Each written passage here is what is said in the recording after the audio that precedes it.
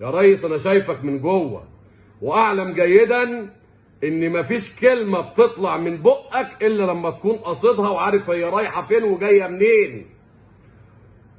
يا ريس اللي مبوظ الدنيا عندنا في مصر الاعلاميين. صفوه الاعلاميين المتواجدين حاليا ومنذ سنين يا ريس فقدوا المصداقيه. الناس كرهتهم. انا بنقل لحضرتك الواقع والشارع. مفيش حد بيشوف الناس دي، والشوارع والناس في الشارع وفي كل حته بتشتم على الناس دي.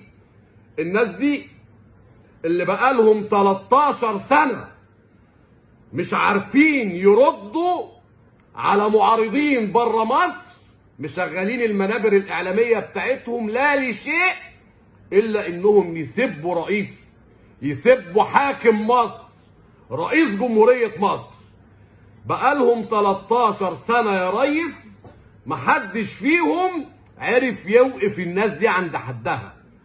الاعلاميين بيطلعوا يشتموا ويجعجعوا وخلاص، لكن ما بيواجهوش الحجه بالحجه والمنطق بالمنطق. ما بيجيبوش كلام الناس اللي بره دي